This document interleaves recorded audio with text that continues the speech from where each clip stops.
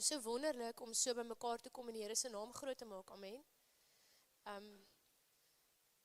Ek is baie opgewonde en bevoorreg om vanoggend die boodskap te kan bring. En baie dankie daarvoor vir die geleentheid. So dis lente, môre.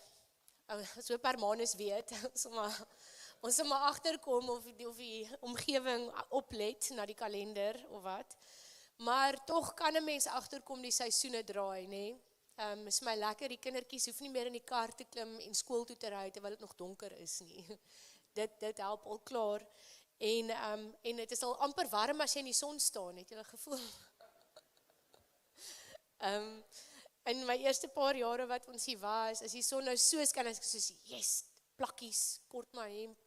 En as ek soos, nee, hy skyn vir al wat hy werd is, maar hy kort nog bietjie oomf. So die natuur reageer ook op hierdie veranderinge. Ons weet, dis blommetyd, ons was laas naweek, ek was nie hier gewees nie, ons was bietjie Weskus toe gewees, ons kon bevoorreg gewees om bietjie daar te kon gaan kyk na die blommetjies en so aan. Ons is nou nie so hoog op gewees en blykbaar kom die bulbs eers bietjie later uit. Ek leer van al hierdie dinge, maar dit was baie mooi en ons het dit geniet. En die winter is besig om sy ysige jas 'n bietjie af te skud, reg. Teen die tyd wat dit winter geraak het, nadat dit somer was ek so reg daarvoor gewees. Ek weet nie hoe het julle gevoel nie. Ek was reg vir bietjie by die huis bly, bietjie die kaggel en die vuurtjie en net so my sussie te woord sy gesê bietjie te knus. Ek was reg daarvoor, maar ek is nou ook weer reg vir dit om verby te gaan. Ek kan voel ek is reg vir om myself te posisioneer vir 'n nuwe seisoen, nê? Nuwe planne, nuwe plante, nuwe idees, nuwe energie. En dit is ook maar wat gebeur in hierdie tyd, as jy begin na jou tuin te kyk, nê? En jy soos, okay, ons moet bietjie snoei, ons moet bietjie bossies uittrek. Dis die ander ding van die winterreën, is die bossies wat so uitkom. Ek moet my paving bietjie spuit met iets, ons te veel gelukkige plantjies wat daar uitgekom het. En ons begin ons tuine ook bietjie voor te berei vir die somertyd, die lentetyd, maar tuin maak is nie net om plante in die grond te druk nie. Ek besef daar's baie mense wat baie tyd, baie aandag, baie energie in hulle tuine insit, want hoe beter jy jou tuin voorberei vir nuwe plante en nuwe groei, daar's 'n tyd om te snoei, daar's 'n tyd om die grond bietjie spesiale nutriënte terug te sit in die grond en jy wil daai plante is duur, jy wil hê hulle moet sommer 'n leeftyd hou. Hulle moenie net 'n week en dan sal hulle nou klaar nie, nê. En so terwyl ek voorberei vir hierdie preek, lees ek op dit was eintlik vir my so mooi. Dit is 'n gras Lanzio. Ek dink dit is 'n oorseese grasmaatskappy en hulle het hierdie gedeelte geskryf en dit is so poëties gewees. Ek dink, wow, dit inspireer my sommer. So ek het dit nou laat vertaal na Afrikaans toe. So dit gaan nou so bietjie meer liries wees. Maar luister nou maar net en geniet nou maar net dit saam met my. Hy sê perfekte tydsberekening speel 'n deurslaggewende rol in die kweek van 'n welige grasperk. Het julle al ooit so gedink oor julle grasperk? Soos die greep van die winter verslap en die dae langer word met 'n warmer omhelsing, breek die geleentheid aan om die grond voor te berei vir die komende uitbarsting van lewe. Perfekte tydsberekening is 'n sleutel wanneer tuiniers met afwagting die fyn oorgang van ysige oggende na die belofte van die lente omarm. Hoe pragtig is dit? Kan jy so dink dat jy so voel oor jou tuin, oor jou grasperk? Dit is 'n oomblik wanneer grondtemperature reg is wat die ideale toestande skep vir sade om te ontkiem en wortels om vas te lê. En so gaan dit dan nou aan en toe ek dit nou lees, toe dink ek natuurlik aan die gelykenis van die saaiër. Want dit gaan oor tuin maak, maar dit het ook vir my ietsie gesê van my hart. en hoe ons ook moet voorbereiding doen om die woord van God te ontvang. En as ek hierdie uitstekende raad oor grasplant lees, en ek besef hoe belangrik dit is om die grond van ons tuine voor te berei, om saad of nuwe plante te ontvang, dan hoe belangrik is dit dan nie vir ons om ag te slaan op Jesus se gelykenis van die saaier nie. Om vir die saad 'n veilige plekkie te gee, sodat dit op die regte tyd kan ontkiem, kan sterk word en baie vrug kan voortbring. So dit die gelykenis in Matteus 17 vers 1 tot 13 en moenie so intoe blaai nie. As jy wil kan jy dit miskien net by die huis gaan nalees, maar ek gaan die 2 dele sommer vir ons net opsom vanoggend. As jy wil kan jy gaan kyk, maar is Matteus 13 vanaf vers 1 tot 13 en Jesus vertel 'n gelykenis. Hy sê daar's 'n saaier wat kom en hy saai die saad en party van die saad val langs die pad. Voëls kom en eet dit op.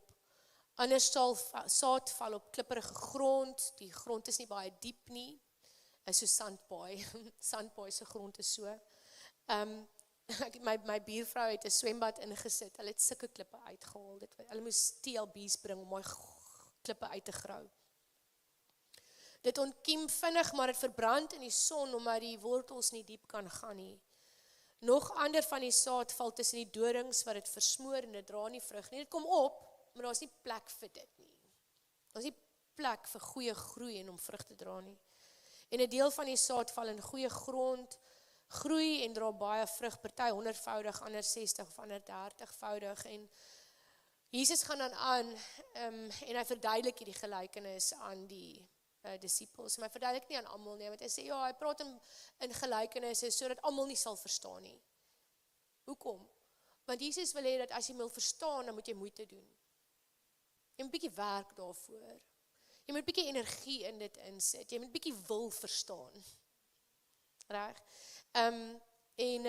Jesus verduidelik die woord en hy sê die saad wat op die ek weet ons almal ken hierdie gelykenis. Ek het alself vele male gepreek oor hierdie gelykenis, maar dit is 'n wonderlike gelykenis en ons kan altyd nog ietsie bysit in ons harte oor dit. So moenie verveeld wees nie. Dalk wil die Here met jou praat oor ietsie. Die saad wat langs die pad val is die wat die woord hoor, maar dit nie verstaan nie. Die bose kom en hy ruk dit weg.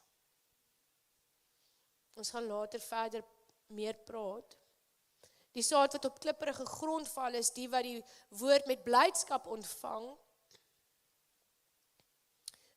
Maar daar's nie 'n wortel nie. Wanneer swaarkry of vervolging oor die woord kom, dan val hulle gou af. Ek het een keer toe sien ek 'n videoetjie van 'n juffrou. Sy het in die klas 'n eksperiment gedoen oor om 'n plantjie te plant, een in diep grond en een in vlak grond. En dit was baie interessant geweest. Die een wat in vlak grond geplant was, die blare het baie vinniger uitgekom. Dit het baie vinniger 'n indrukwekkende plant geraak. Maar omdat die worteltjies nie diep was nie, alhoewel die ander een stadiger gevat het om bo-gronds te groei, laat ek dit so sê. Het die een met vinnig blare uitgestoot, want onthou nou, die plant gebruik sy energie. So die energie gaan gewoonlik in die wortels in, want hoe dieper die wortels gaan, hoe gesonder die plant. So die plant se oorlewingstegniek is 'n goeie wortelstelsel. Maar as daar nie genoeg plek is vir die wortels om te groei nie, moet die energie iewers heen gaan, so dit gaan in die blare in. Maar die blare hou nie die plant lewendig nie, die lewe is in die wortels. En hoe vinnig daai plant dan verlep het en dood gegaan het en die ander plant vir baie langer gehou het want die wortels was diep. Die groei het op die regte plek eerste gebeur. Die saad wat tussen die dorings is, maar die mense word met sorge van die wêreld en misleiding van rykdom versmoor dit en dit dra geen vrug nie. En dan die saad wat in die goeie grond is die wat die woord hoor, dit verstaan en dan vrug dra. In die NASB, so as jy nou 'n baie goeie vertaling wat ek kan aanbeveel wil weet, dan is dit die NASB 1995. Dit is soos die King James, maar in 'n moderne idioom. So lees hom saam met 'n New Living Translation of so. Jy meng die twee woord vir woord en gedagte vir gedagte. Dan kry jy baie goeie idee van wat die skrywer wou oordra. Maar in Lukas 8 vers 15 wat ook dan in hierdie gelykenis sê, dan sê dit daar, but the seed in the good soil, these are the ones who have heard the word in an honest and good heart, hold it fast, and bear fruit with perseverance. Die goeie grond is grond wat 'n honest and a good heart is. 'n Eerlike en 'n goedgesinde, mooi hart wat vashou aan die woord. En met uithou vermoë goeie vrug voortbring. Ons wil almal floreer. As jy iemand wat sê nee, ek wil nie floreer nie. Nee, ons wil almal floreer. Ons wil hê ons kinders moet floreer. Ons wil hê ons huwelike moet floreer. Ons wil hê ons besighede moet floreer. Ons finansies, ons bedieninge, ons gemeente, ons gemeenskap. Maar om te floreer en vrug voort te bring, party 100voudig, ander 60, ander 30 volgens hulle vermoë. Om dit te kan bereik, 'n plek waar ons kan vrug voortbring, moet ons saad ontvang in 'n goeie, eerlike hart en daaraan vashou en met uithou vermoë, met deurdruk, met 'n can-do attitude.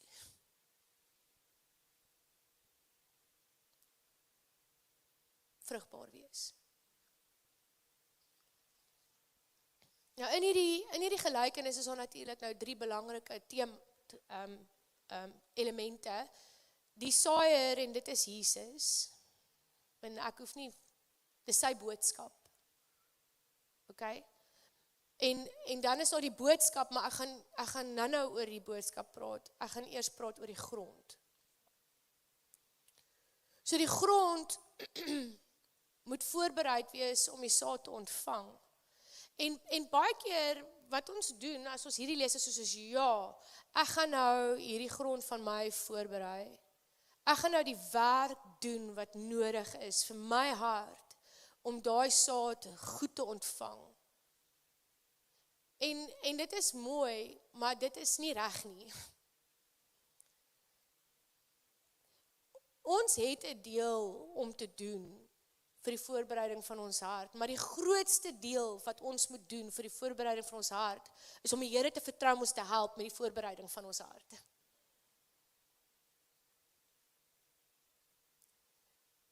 Ons het nie niks om te doen nie. Ons het iets om te doen. Maar die meeste van daai iets wat ons moet doen, is om 'n gewillige hart te hê. En te sê, Here, ek vertrou U om my te help, om my hart so te kry, dat dit 'n vrugbare oes kan oplewer. Ons verhouding met die Here, daar is 'n stap wat ons moet neem, verseker, dit is nie alles God se werk nie.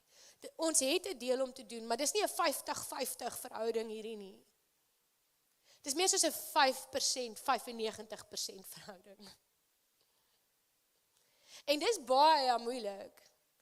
Want ons lewe in 'n wêreld waar ons moet self geaktualiseerd wees, ons moet onsself verbeter die hele tyd, self improve. Gaan kyk net hoeveel boeke is beskikbaar in die boekwinkels oor hoe jy jouself beter kan maak. Dit is 'n boodskap wat ons die heeltyd van oral af hoor. Dis hoe jy kan beter wees. Dis hoe jy jouself kan beter maak. Hier kan jy moet so verander. Jy moet hieraan werk. Partykeer dan kry ek sulke video's op my feed van 'n vrou wat lyk of sy haar hare staan in sulke kante en sy is heeltemal sy lyk soos Cruella de Vil. En sy sê me trying to drink enough water, have enough nutrition, exercise, be patient and get my job done. Die druk is verskriklik. hoog om op ons, om onsself uit te sorteer. En die waarheid is dat die Bybel sê vir ons, jy moet ingeënt wees. En as jy ingeënt is, dan bring jy vrug voort.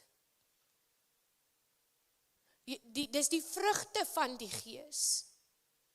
Dis die aard van die boom om vrug voort te bring.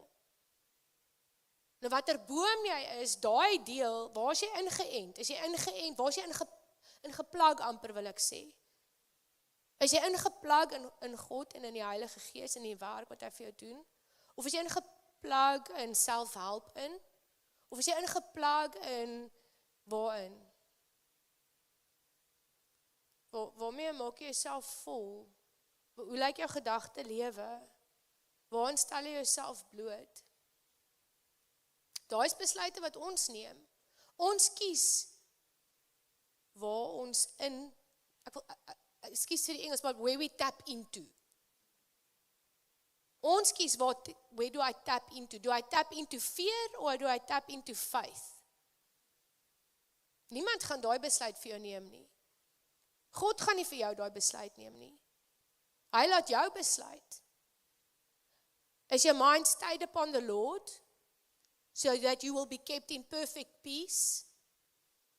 Of is jou gedagtes gerig op die probleme en die sorges van die wêreld, op jou teleurstellings en op jou bitterheid en onvergifnisgesindheid? Hoe durf sulke mense dink dat hulle my so durf behandel? Ons kies waarop rig ons gedagte. En wanneer ons daai besluit neem oor waarop gaan ek my gedagte rig, dit gaan bepaal wat is die vrugte wat gaan voortkom. So ja, ons het iets om te doen, ons moet kies om te glo wat God sê. Dit moet ons doen. En dan, wat gaan dan gebeur, is dan gaan ons verander. Want dit is wat Jesus doen, dit is wat die Heilige Gees doen, dit is die werk van die Heilige Gees, om ons meer en meer en meer soos Jesus te maak. Sê, my werk om myself meer en, het julle al probeer om jouself al hoe meer soos Jesus te maak? Hoe lang het dit gevat voordat jy uitgebrand het? Dus ek kan dit net nie meer doen nie. Ons het iets om te doen, ons moet glo. Dit is soos 'n deur wat ons oopmaak vir God om te kom werk in ons harte. Ons kies om te luister. Ons kies om God eerste te sit en ons naaste lief te hê soos onsself. Ons kies dit. Geliefdes, dit kom nie sommer net van self nie. Ons moet 'n besluit neem daaroor. En wanneer ek die besluit geneem het daaroor, dan kom die Heilige Gees en hy stel my in staat om dit te doen.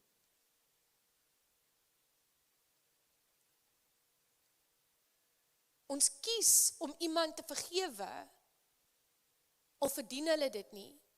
Want ek moet nog met iemand praat, wat my sê, joh, vandag is ek so lus om daai persoon wat soveel geld by my gesteel het te vergewe.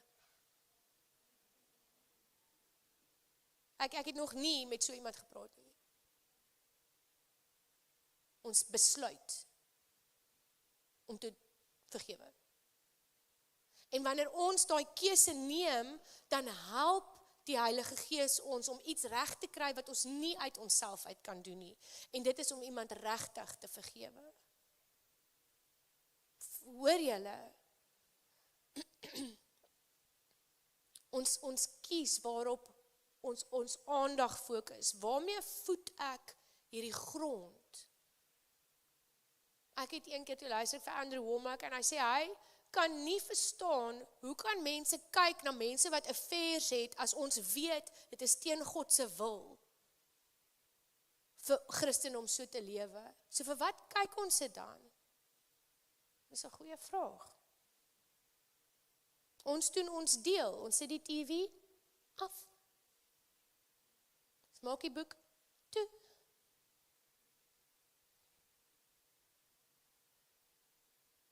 God doen sy deel.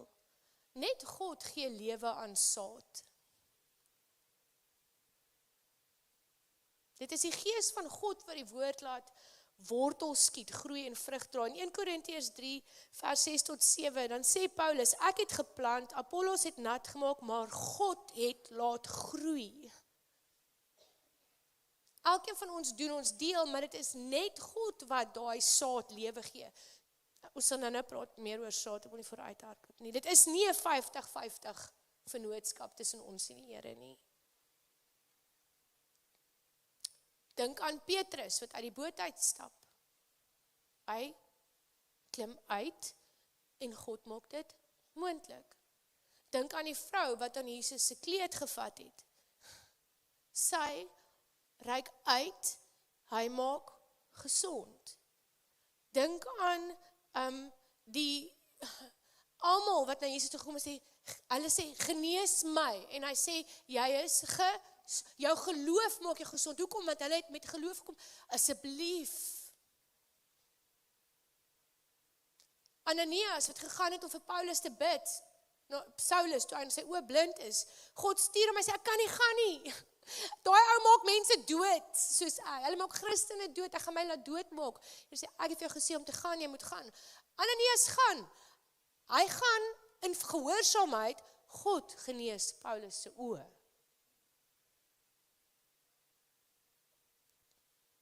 Die disippels wat in die bokamer, Jesus sê gaan wag in die bokamer. In gehoorsaamheid wag hulle in die bokamer. Hy doop met sy Heilige Gees.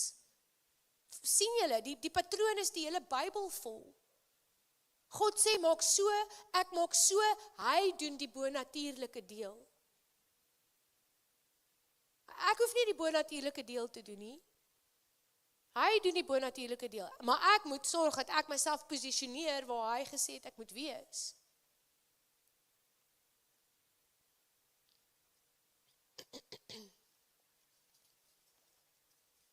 'n Boer kan die grond ploeg, die klippe uitmaal, alles doen, dit is sy 5%, maar hy kan nie die saad laat ontkiem nie.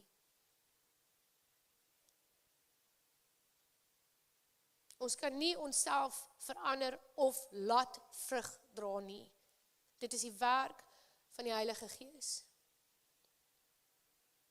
Ons roeping is om ontvanklik en oop daarvoor te wees.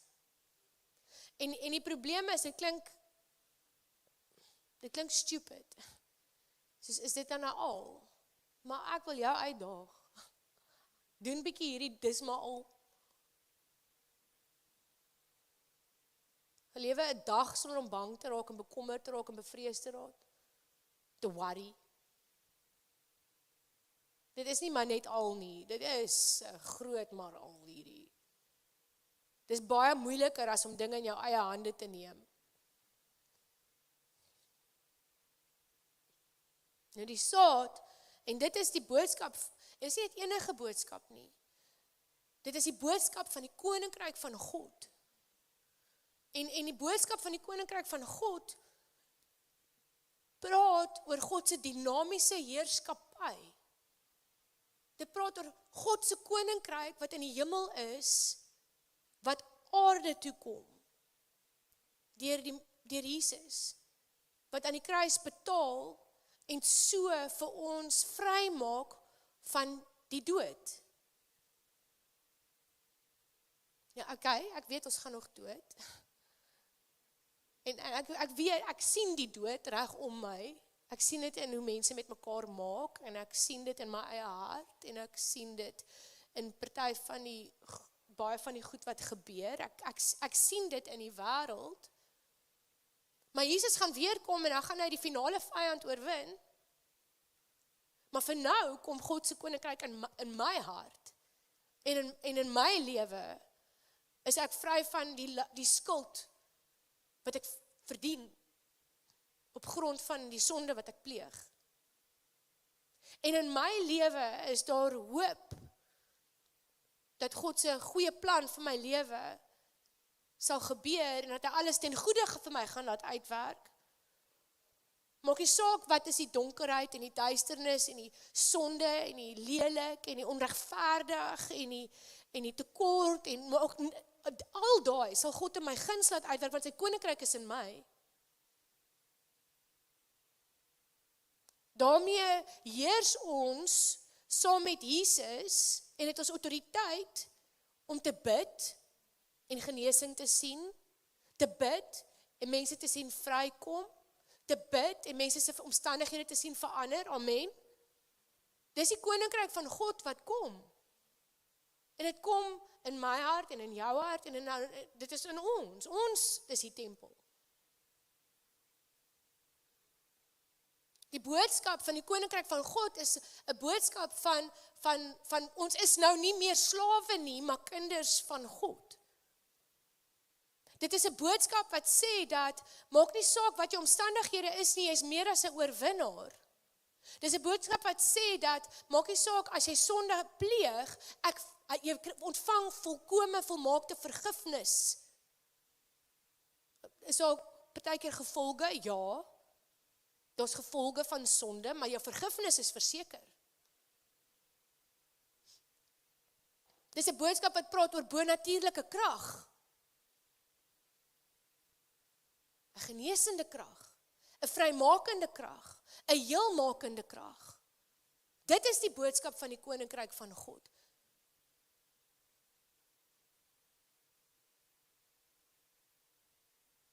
Maar nou, hier is die probleem. Party mense hoor hierdie boodskap en hulle sê nee, daai boodskap is nie vir vandag nie.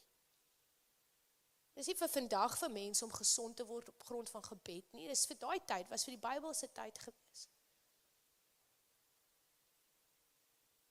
Nee, dit is nie ons lewende tyd van tegnologie.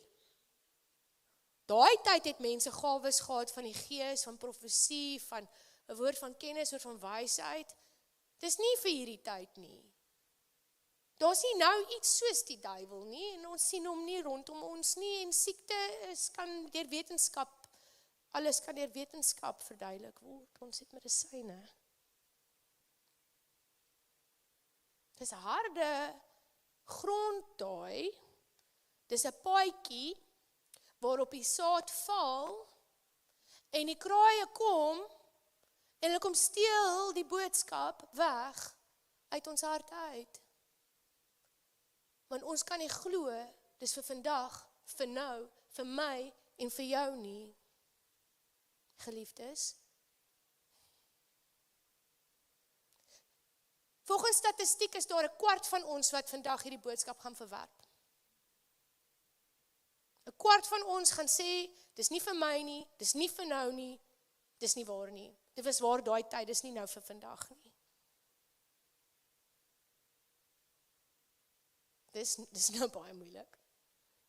Dis baie makliker as ons net praat oor die gelykenis van die saaier.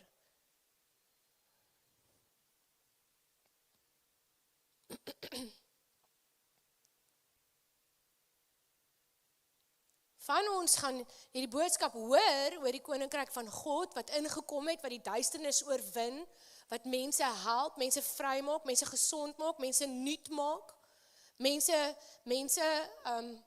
se innerlike mens verander, van die Heilige Gees wat kom en die werk doen wat ons nie kan doen nie, en ons hoor die boodskap en ons is opgewonde daaroor.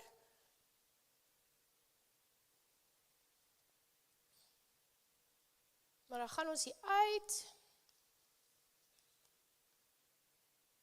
en ons gaan aan met ons dag.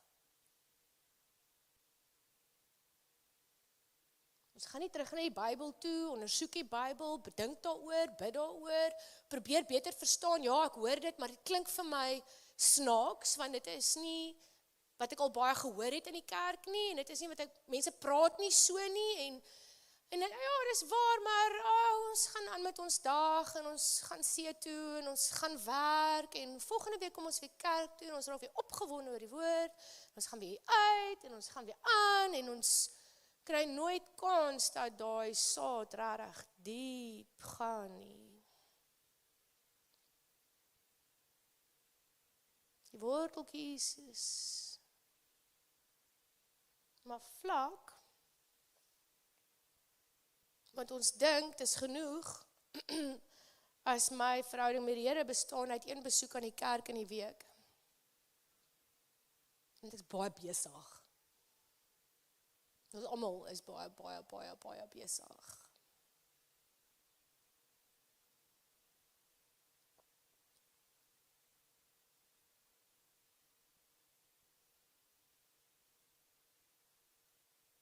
Ons kom kerk toe en ons hoor die boodskap van die koninkryk van God en ons, en jy's fired up. Ek meen, Jesus, jy bid vir die genesing en ons sien van dit gebeur en ons wil almal gaan bid en ek kom by die werk en iemand sê vir my, hy het hoofpyn en ek sê, maar ja, kan ek vir jou bid? En soos, nee dankie, my pastoor bid vir my.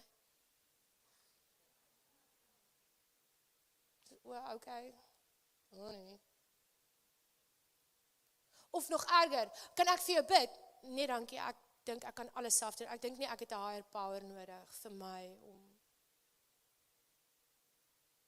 As dit, oh my goodness, it's tough. Het is nie maklik om vir mense te vra of jy vir hulle kan bid nie. Maar almal sê nie, ja asseblief, dit sal great wees. Wil mense vertel, jy kan vir vertel wat die Here vir my gedoen het. Nee dankie, ek het nie eintlik nou tyd om te luister na jou getuienis nie. Oh, ja, dis moeilik.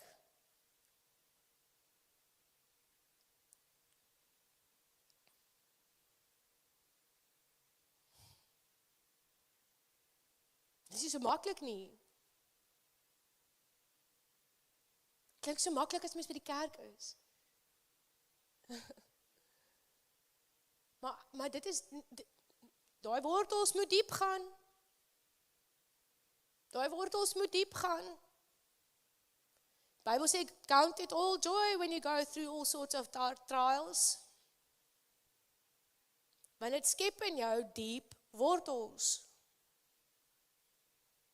So, as jy verwerping ervaar, wanneer jy vir iemand wil bedien, of wanneer jy vir iemand wil bid, of wanneer jy vir iemand wil profeteer, of wanneer jy wil vir iemand getuig, en jy wil jou geloof uitleef, want jy is opgewonde oor die boodskap van die koninkryk van God, en dan wil mense nie luister nie, en niks gebeur nie, of jy profeteer verkeerd, of jy doen al hierdie goed, en jy sê maar, wow, het die Bybel nie gesê, ek moet dit doen nie, en dan moet jy met die Here worstel. Dan moet jy tyd in die woord spandeer. Dan moet jy kyk, wat is jou vrese? Dan moet jy kyk, wat is dit wat maak dat jy wil nie verder gaan nie? Of, jy gee op. En daar gaan die plantjie, proep, verlep.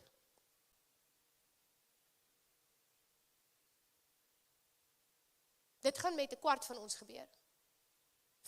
Ek glo dit gaan eintlik met ons almal gebeur.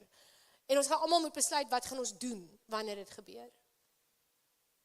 Hoe gaan ek maak wanneer dit nie net maklik en lekker is om hierdie boodskap te gaan uitdra in die wêreld in nie?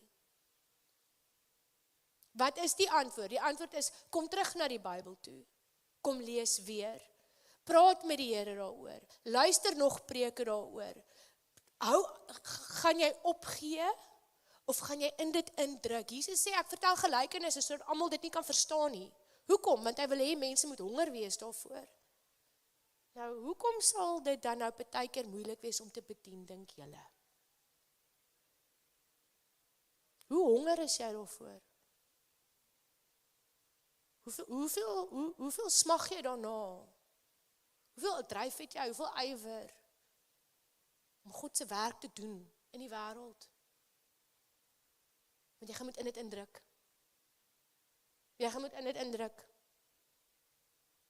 Die bonatuurlike word nie net aanvaar in hierdie wêreld nie. Dat ek vir julle net byvoorbeeld dit vertel. Ja, wat sou met jou?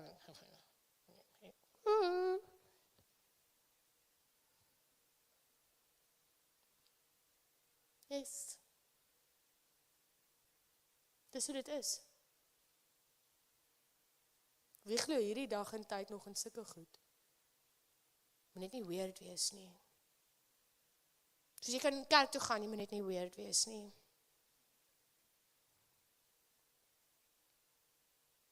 Dit is die tipe goed waarmee ons gekonfronteer word. Dis die waarheid. Wil sê, dis nie die einde van die storie nie. Die einde van die storie is, Paulus sê, ek maak myself soos 'n atleet. Ek oefen, ek werk hard, I train my body, sodat ek die wenpaal kan bereik. Want dit vat werk, en dit vat selfdissipline, en dit vat moeite, en dit vat energie, en dit vat opoffering, en dit vat deurdruk, en dit vat vasbyt, en dit vat 'n can-do attitude. En dan, die wonderlike ding is, kom ons eendag by Jesus aan, en hy sê, wat het jy? En jy sê, Jesus, kyk al hierdie mense, vir wie ek gebid het. Mense wat U ontvang het. Mense lewens wat verander het, want ek het vir hulle gebed. Mense wat vrygekom het. Mense wat gesond geword het. Mense wat tot bekering gekom het. Jesus, dis net alles vir U. En hy sê, man, well done. Ek is so trots op jou. Is dit nie waaroor dit gaan nie? Of is dit net vir my waaroor dit gaan? Ek dink nie so nie. Ek dink ons sal almal eendag voor Jesus staan en ons sal vir hom die beste offer bring wat ons moontlik kan, want dit is die enigste sin van hierdie lewe. Dis die enigste, dis al wat gaan saak maak op die ou einde. Nie jou geld nie, nie jou kar nie, nie hoeveel jy gereis het nie, nie hoeveel jy kerk toe gekom het nie. Al wat gaan saak maak is, wat se offer bring jy vir Jesus saam met jou?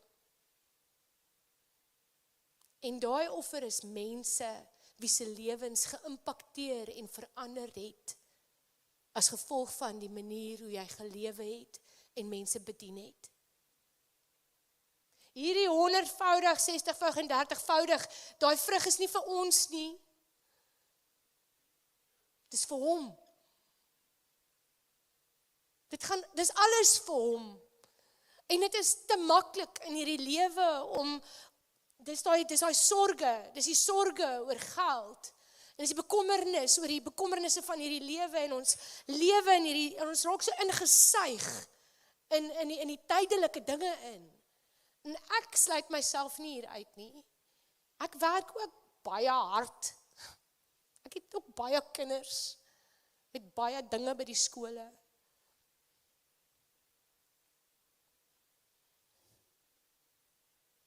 Ons raak so.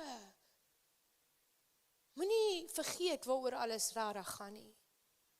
Moenie laat jou aandag afgetrek word van dit wat die finale eindstreep behels nie. Geliefdes, mag dit so wees dat elke een van ons eendag voor Jesus staan en vir hom 'n offer gee waar ons trots kan voel. Met blydskap vir hom kan sê, dit was moeilik, maar kyk, dis vir U.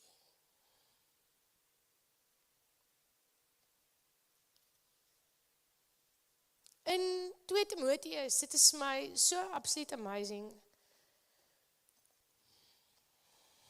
So jy kan soontoe blaai in 2 Timoteus 1.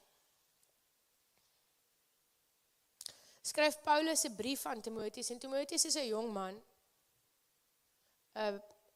wat aangestel is oor 'n gemeente.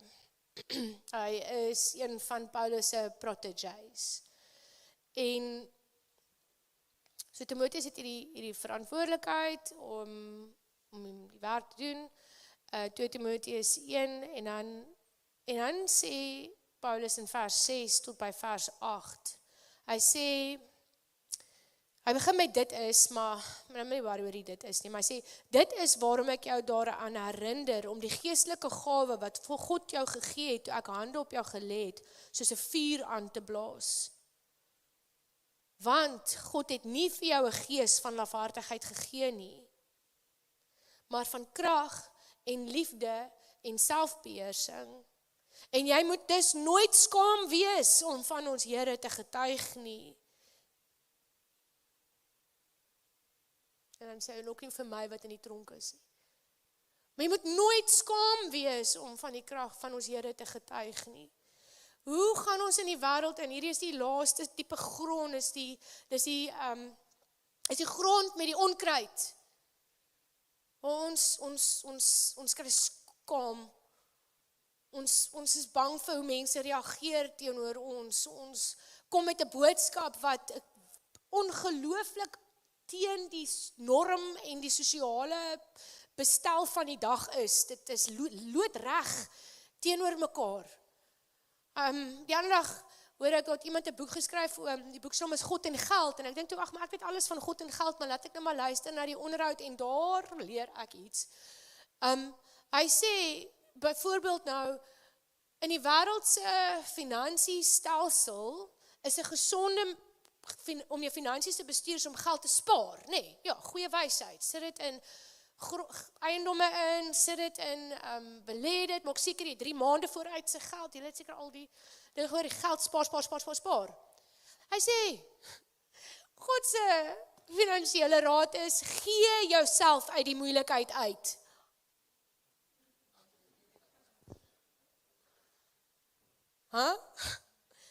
Sê net weer. Ja, gee jouself uit die moeilikheid uit. Dis wêrelde uit mekaar uit, en tog is dit die waarheid. Nou, ek sê nie gee net na enige ding toe en mors jou geld nie, maar hier is iets om oor te gaan dink, vir my in elk geval.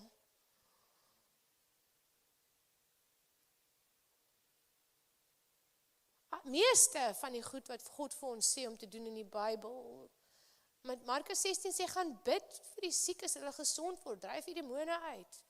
Laat mense dissiplineer hulle en laat hulle gedoop word. Wat?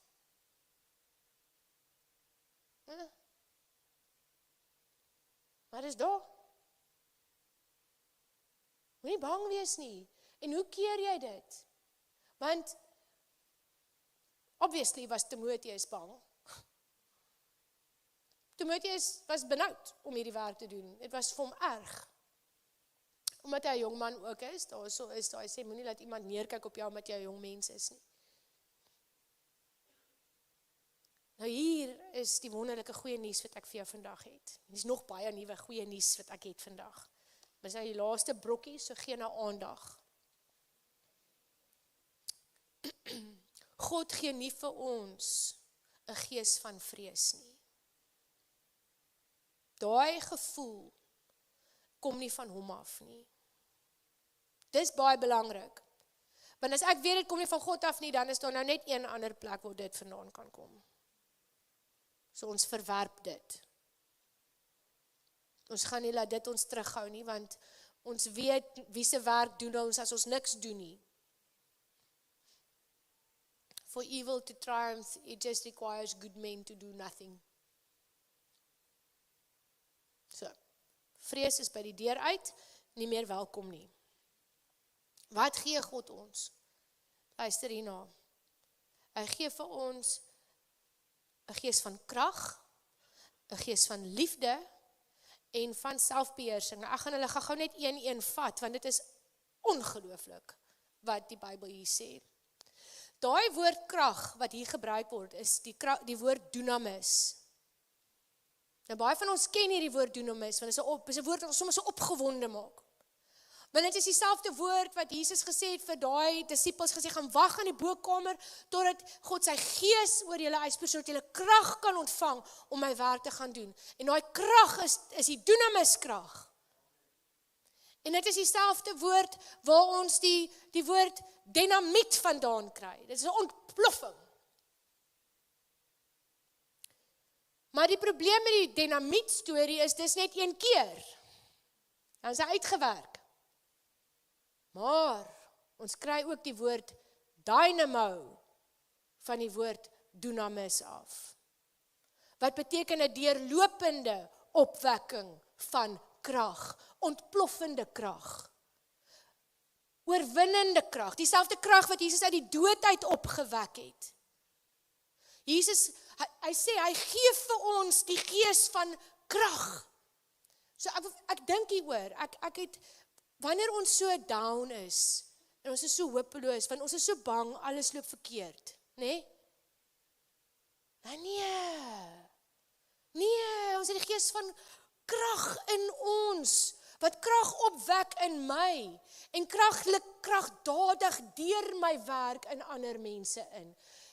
Dit is nie my werk om enige iemand te verander nie, dis die Heilige Gees se werk om mense te verander.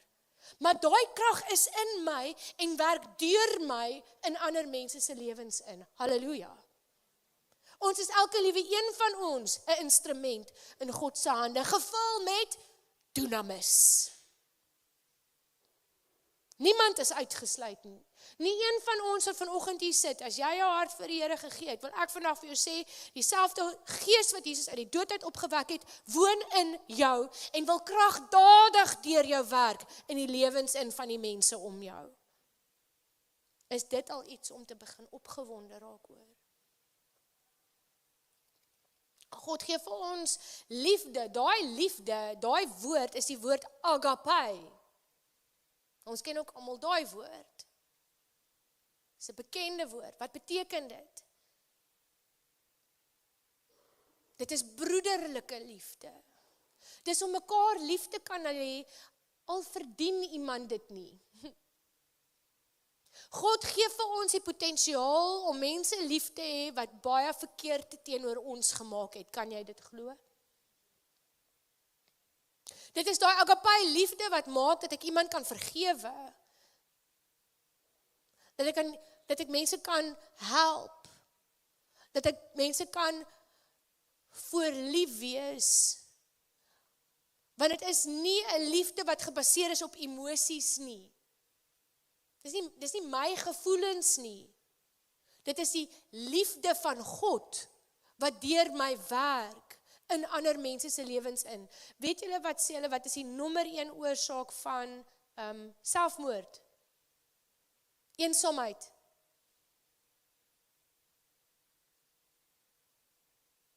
Hierdie wêreld het nodig dat ons hulle gaan lief hê. Dis die liefde van God wat mense verander. Dis die liefde van God wat mense na hom toe trek. Dit is die liefde van God in ons wat ons openbaar aan ander. Wat vir hulle vertel, hoe is die God wat ons dien?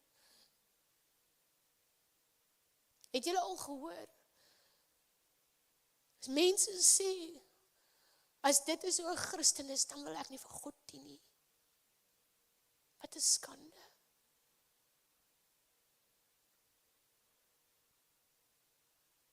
Mag Here ons help om hom goed te verteenwoordig. Om sy liefde te laat uitskyn deur ons aan mense wat dit nie verdien nie. Nie dit wil hê nie. Ons is die beeld van God wat rondloop op aarde. Dit is ons wat hom verteenwoordig sodat ander mense meer oor hom wil weet. En hierdie liefde kom nie uit myself uit nie, die liefde kom nie uit jouself uit nie, dit is die Gees van God wat daai liefde in jou hart opwek. En dan die laaste ene is selfbeheersing, maar daai woord selfbeheersing, ons verskillende maniere hoe dit vertaal word. Hulle sê self-discipline of van, hoe vertaal hulle dit nou verder? Gesonde denke, a sound mind, dis ook nie ander vertaling, dit is a sound mind. Maar weet julle wat, daai woord wat al gebruik word, is 'n afleiding van die Griekse woord sozo. Dit is sofronismos, maar die grondwoord is sozo. En sozo, daai woord is 'n wonderlike woord, want daai woord praat oor genesing en heling in ons hele menswees. Dit praat van gesond, van vry en van gesond en vry en gered. Jesus het gekom Die las, die pyn van ons sonde was op hom gewees, sodat ons kon vrykom. Hy het gesterf vir ons vrede, en dat ons gesond is in ons liggame. Jesaja 53 vers 5. Sozo praat van 'n volkome genesing in my verstand, my hart, my liggaam. En dis die gees wat hy vir ons gee. So ek wil vir jou sê, jou grond, Jesus kom en hy berei jou grond voor, want hy gee vir jou dunamis. En hy gee vir jou agape. En hy gee vir jou sozo, hy sozo jou. Sodat ons hierdie uitdagende werk, om met perseverance vas te hou aan die saad, sodat dit kan opkom en goeie vrug kan dra en 'n oes lewer vir ons koning. En hy doen dit vir ons, maar wat moet ons doen? Ons moet glo hiervoor. Ons moet glo hiervoor. Ons moet glo hiervoor.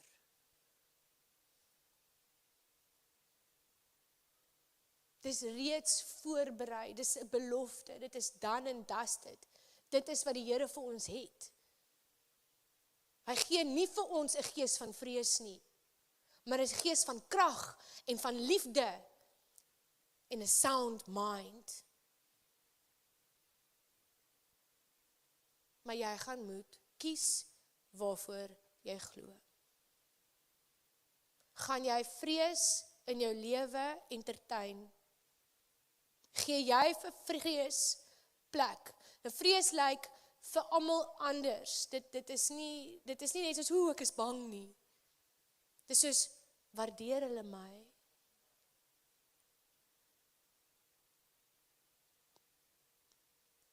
Gaan ek genoeg geld hê aan die einde van die maand? Ek het nie tyd hiervoor nie. Ons is laat.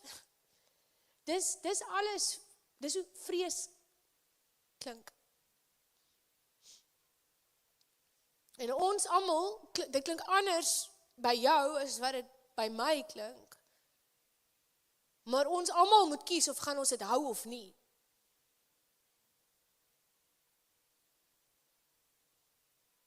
Nee. Ons gaan nie. Nee. Nee? Ja? Nee, gaan nie. Ons gaan vrees by die deur. As ons hom hoor, gaan ons sê, nee, gaan. Ek het nie 'n gees van vrees nie. Ek het 'n gees van krag, en 'n gees van liefde, en 'n sound mind. Amen? Amen. Kom ons sluit ons oor.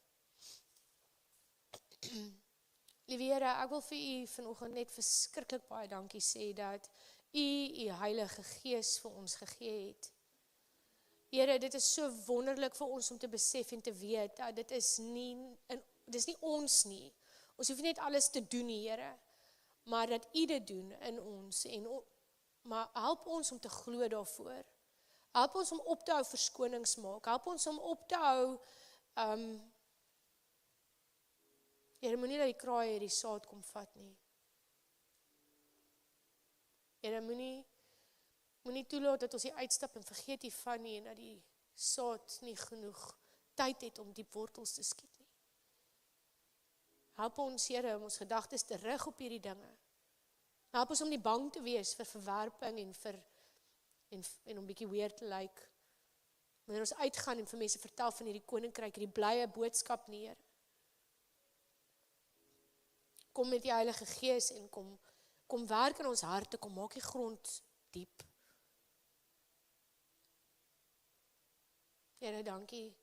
Dankie dat ons na u toe kan kom vandag en kan sê, ons is rarig jammer oor die kere wat ons die woord verwerp het. Ons is rarig jammer oor die kere wat ons die woord vergeet het. Ons is jammer vir die kere wat ons bang was, so wat mense gaan sê. Ons wil graag ons beste offer vir U bring. Ons is baie lief vir U. En ons weet dat U seun gegee het, sodat ons nie verlore sal gaan nie, maar dat ons die ewige lewe kan beerwe. Hoe lief U ons het. Dankie dat U ons help. Amen.